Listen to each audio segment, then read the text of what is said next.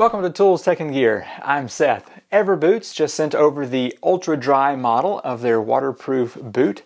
So I'm going to unbox these. We'll take a closer look at them, and then I want to spend about 2 weeks walking around so I can give you an update on the quality and how well they perform. All right, let's get into this review. Let's do a boot unboxing here. Open up and see what we got in this package. Little packing slip. We have some inner soles. Got the left boot here and the right boot here. And that's all that comes in the package. Let's take a close-up look at this boot. So it is an all leather design. I got the darker leather. It also comes in a lighter leather. It has the waterproof symbol written right here, so we will definitely test that out. Now on the back it does have a rubberized heel, so hopefully that will hold up well. The midsection has a piece of foam which connects to the rubber sole. The sole itself is, I guess, a mild tread. It has oil resistant right here and says shock absorber right up here. There's no logo right there on the mid part of that. So I am seeing a little bit of spill over where it was fused together right here. Shouldn't be any issue whatsoever there. Now the upper portion of the boot looks like a faux leather top there, and it does have the loop so you can pull this up, and that is a nice solid piece of leather there. As far as the laces go, it's a smaller lace, but it seems like it's of decent quality. The grommets here are placed so you can lace up this boot, and I was looking at it here. It seems like the crimp is pretty good. I don't really see any sharp edges on those grommets, so hopefully the laces don't get stressed on that very easily. Let's go ahead and get this lace removed here. So it does have the Everboots logo right there on the tongue. Now the rest of this leather seems to be nice and smooth, but the tongue itself is kind of a brushed leather, and it does come all the way up here to the top of the ankle. And let me go ahead and move this in here. So I have a 10.5 M. The boot is made in China. Now the insole that was provided here, there are actually two of them. This has green foam on the bottom that's really squishy. And then it also came with this insole over here. And this foam is maybe a little bit more dense. And it's got this little, what they call a shock absorber bubble here. And you can kind of see that right there as well. Now, the insert that came with these boots said that the new sole is a little bit thicker and might make your feet feel a little tight. So they're asking for feedback on that. You can kind of compare the difference there between the two. I think for now, I'm going to stick with the insole that was in here, and then we will swap over to the other to see how well that does. All right, so that's the basic overview of this boot. It does have your two different hooks up here, so whenever you lace your boot, you can go around those and tighten down. We'll give that a try, and I think it's time to go ahead and put these boots on and walk around for a while. The laces are definitely nice and loose whenever you first get these boots. So I'll probably have to stand up to retighten this, but let's go ahead and give a little pull here. All right. Now I did buy a 10.5. I typically wear a 10.5, but I sometimes wear an 11 or even a 10. It's just kind of all over the place based on the brand of the shoe. So I'll stand up here in a moment and let you know how this works. But I got the 10.5 because that's typically what I would wear.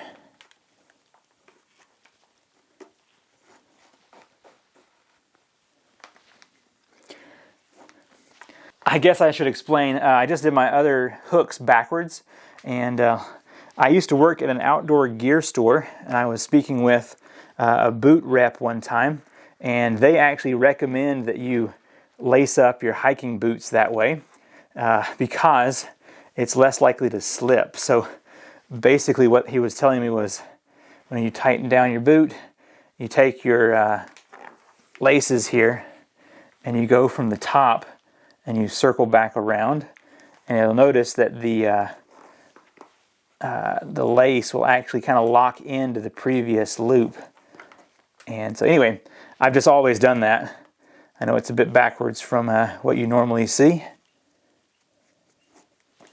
Yeah, like that right there. All right, my initial thoughts on wearing these. I probably could go with a 10, to be honest. My toe is about right there. So it's real close between a 10 and a 10 and a half. Now with a thicker sock on, I think this would be fine with a 10 and a half.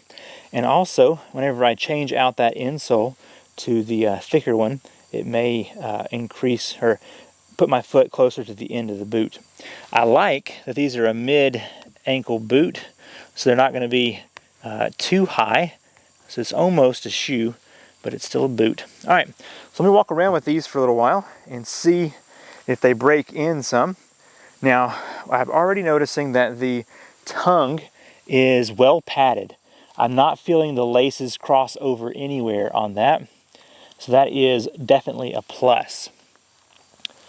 Now the boot is very stiff right out of the box. So it's going to take a little bit of getting used to break these in here.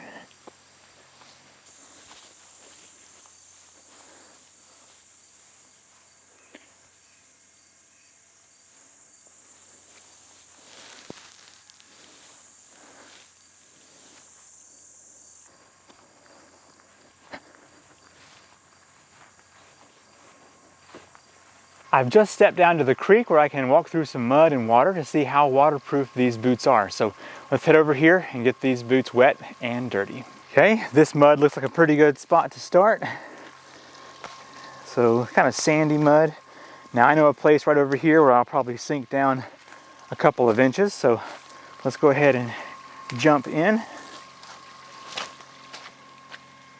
All right, let's walk the creek for a moment. Hey, there's a good spot.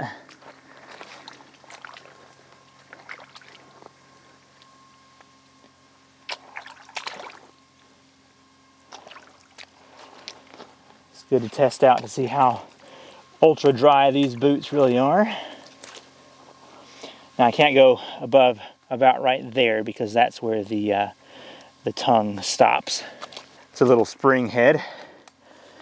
I should be able to sink down there pretty good.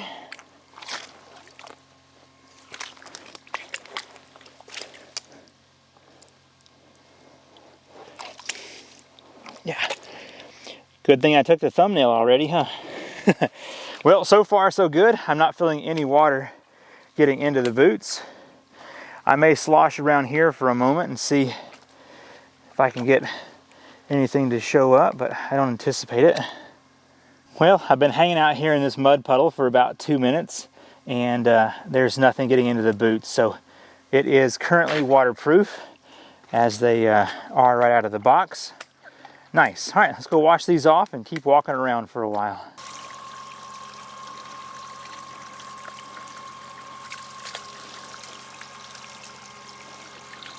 All right, let's see how we fared on our first trip out.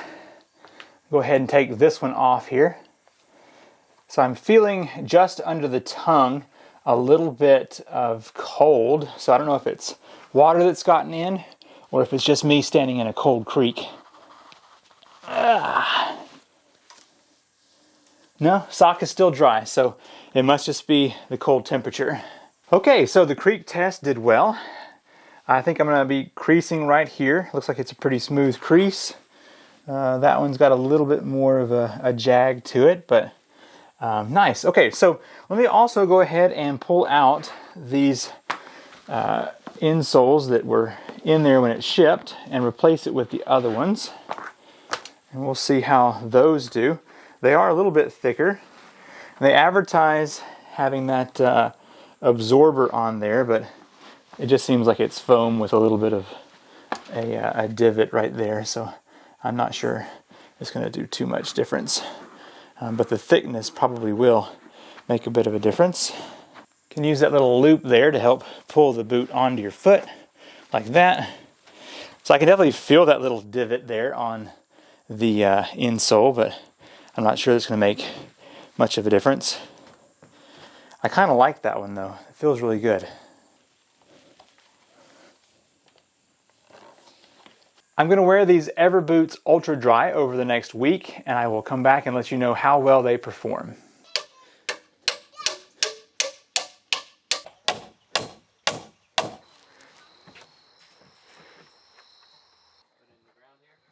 Yep, I think we're ready to lock it down. Over the past 2 weeks, I have worn these boots for about 40 hours. I've been building a 10 by 12 building and have really used these pretty hard. So I want to zoom in and show you how they have performed and the break-in period, and then maybe give you a little pros and cons list on the Everboot. All right, so just kind of walking through the boot here to see how well it has broken in. I got a scuff mark there from something. I don't even remember what it was.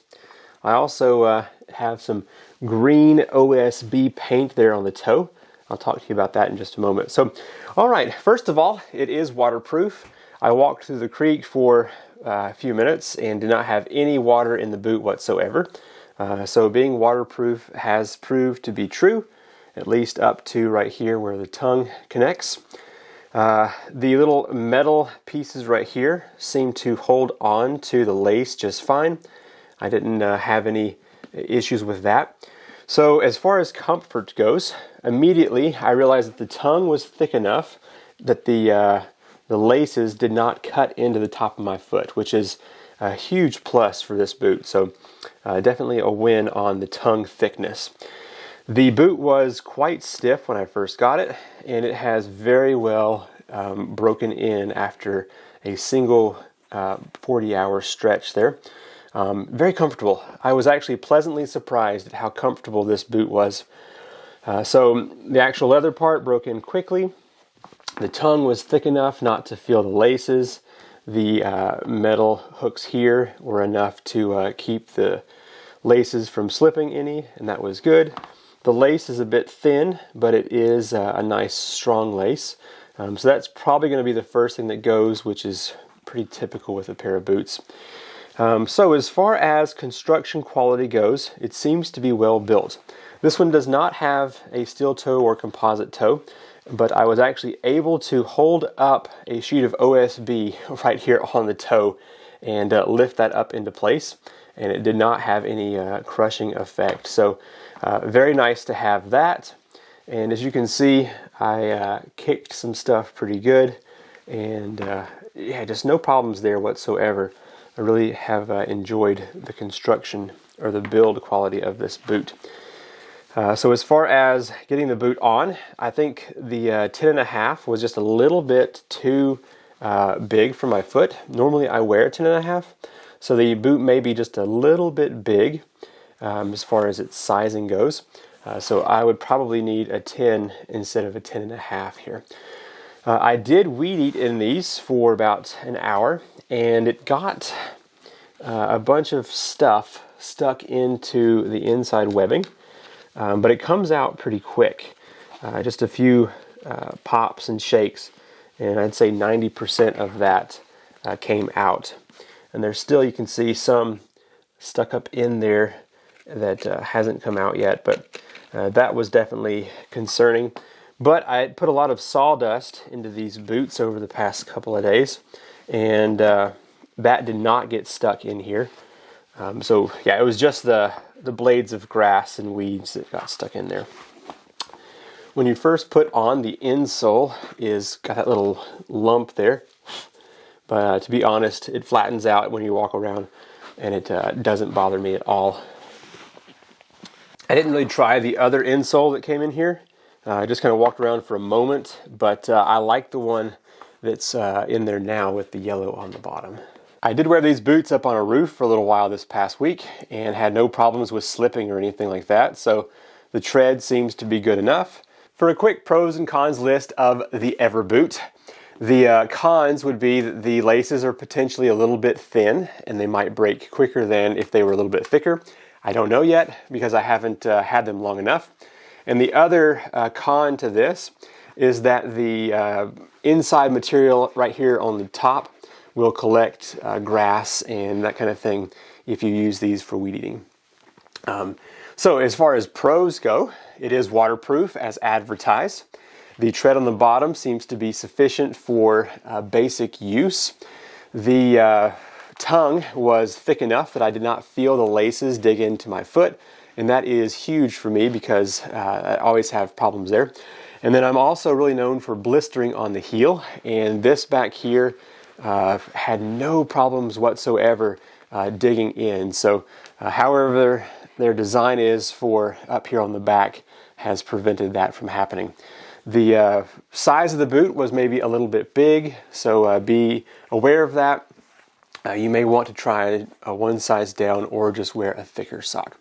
So all in all, I like these boots a lot. I was a bit skeptical at first because just kind of an off-brand boot, but as soon as I put them on, broke them in after a couple of days, it worked very well, and I will definitely be using these often here at the house. So if you want to check out the Everboot, I'll have a link to this in the description down below. It seems to be a decent product. So, all right, I'm Seth with Tool Second Gear, and I will see you in the next video. Bye.